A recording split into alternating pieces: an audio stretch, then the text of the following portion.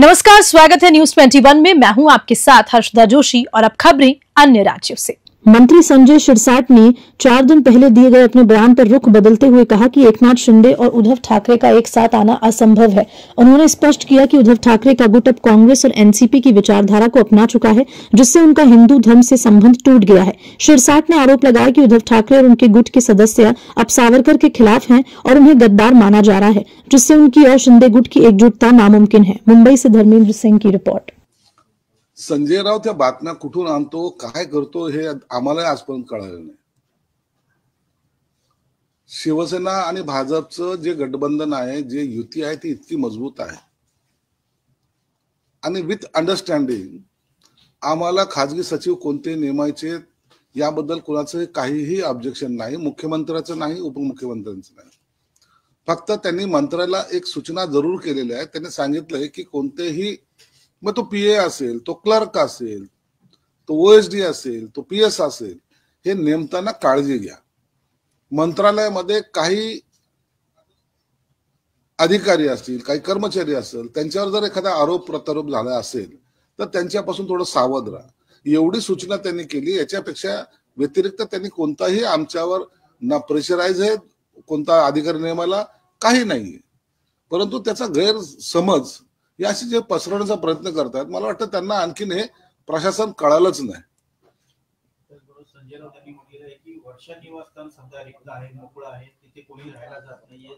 मुख्यमंत्र्यांचं निवासस्थान आहे, मात्र मुख्यमंत्री तिथे जायला घाबरत आहेत, कारण तिथे काही काळी जादू केलेली आहे। यापूर्वीचे जे भूतपूर्व मुख्यमंत्री होते त्यांनी तिथे काही जादू केलेली आहे, त्यामध्ये राहण्यास, झोपण्यास, रात्रीचं राहण्यासाठी घाबरतात। त्याचं रिनोव्हेशन होईल, तिथे काही बांधकाम तोडलं जाईल, जमिनीखाली खोदून बघितलं जाईल काय आहे आतमध्ये वगैरे सर्व असं त्यांनी। अहो, काळे जादू ही आम्ही पाहिलेली आहे। आम्ही जेव्हा शिंदे साहेब मुख्यमंत्री झाले ना, त्या टायमाला त्यातून काय काय काढलं ना, ते खरं तर तुम्ही शिंदे साहेबांना विचारायला पाहिजे। हे धंदे आमचे नाहीत, आम्हाला त्या भानगडीमध्ये पडायचं नाही।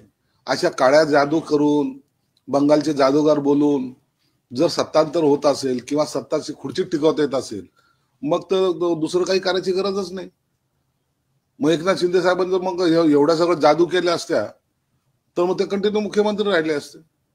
असं कोणत्या जादूनी डोन्याने जर राजकारण चालत असेल तर मला वाटतं अंधश्रद्धेला खतपाणी घालायचं काम हा संजय राऊत करतोय, त्याच्यावर काही अवलंबून नसतं।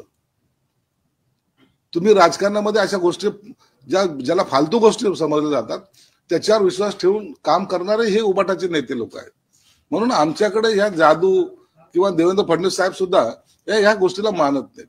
मुख्यमंत्र्याचं निवासस्थान होतं, तिथे असलेले सर्व सामान वगैरे सर्व काढून पुन्हा रिन्युएशन। आता साधा मंत्र्याची जरी कॅबिन असले किंवा एखादा बंगला असेल, आम्ही राहायला जाताना काय करतो, त्याला थोडं आमच्या पद्धतीने रिन्युएट करतो, त्याला थोडीशी साफसफाई करून घेतो, त्याला कुठं कलर मारतो। या सर्व करायला थोडासा वेळ हा जातो आणि म्हणून त्यासाठी काळी जादू आहे, मग आता ते खणून पाहणार आहेत, कुठं काय गाडलंय का, या सगळ्या बकवास गोष्टी फक्त संजय राऊत शिवाय दुसरा या महाराष्ट्रात दुसरा कोणी करू शकत नाही। मला वाटतं अंधश्रद्धेच्या पायीच यांनी त्या उबाटाची वाट लावलेली। बंगालचा जादूगर हा नेहमी त्याच्या दारात असतो हे त्यांनाही माहिती आहे, म्हणून त्यांना कोणीतरी सांगितलं असावं। केलेले त्यांची बिलं थकलेली आहेत हे नाकारता येत नाही, परंतु त्याच्यामुळे काम बंद होईल अशी कोणती परिस्थिती नाही।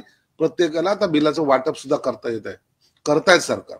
म्हणून एकदम आलेला जो लोड आहे, दर महिन्याला मुख्यमंत्री लाडकी बहीण योजनेमध्ये जे काही पैसे टाकावे लागतात, त्यामुळे हा थोडासा जो पॅच आहे, ज्याला आपण संकटाचा पॅच म्हणू शकतो, परंतु ते पैसे सर्व करायला, बॅलन्सिंग करायला थोडं सरकारची कसरत निश्चित आहे, परंतु त्या योजना बंद करता येत नाही। म्हणून त्याला पहिली प्रायोरिटी, नंतर कॉन्ट्रॅक्टरला प्रायोरिटी, हे सरकारचं धोरण आहे। सर, आपण बघितलं भंडाऱ्यामध्ये एका कार्यक्रमामध्ये प्रफुल्ल पटेल आणि नाना पटोलेंची भेट झाली, त्या भेटीमध्ये संवाद देखील नाही होतात राजकीय भेटी, याला आम्ही जास्त महत्व देत नाही। राजकीय भेटी सर्वांच्या होतात। आमच्याकडे हे आम्ही अनेक लोक, नेते लोक एकमेकाला भेटतात, एका व्यासपीठावर येतात। म्हणून आता परवा 8-15 दिवसापूर्वी शरद पवार आणि अजितदादा एका व्यासपीठावर आले, म्हणून राजकीय काही घडामोड झाली असा अर्थ करणं चुकीचं आहे। शिंदे ठाकरे एकत्र येतील असा आशावाद अजूनही तुम्हाला वाटतोय का? नाही, आता येणार नाहीत, कारण हे बघा, उबाटा गटाने त्यांची सर्व लाईन चेंज केलेली। हिंदुत्व त्यांच्याकडे राहिलं नाही. काँग्रेस हे त्यांचं आता काँग्रेस आणि राष्ट्रवादी यांची विचारधारा त्यांनी स्वीकारलेली आहे. त्यांना आता मुसाद सारखे देशद्रोही लागतायत. त्यांना सावरकर आता त्यांच्याजवळ नाही. सावरकरवर टीका करण्याच्या बरोबर ते मांडीला मांडी लावून बसलेले आहेत. म्हणून आता ते इतक्या दूर गेलेले आहेत. आता ही पुन्हा एकत्र येणं शक्य नाही.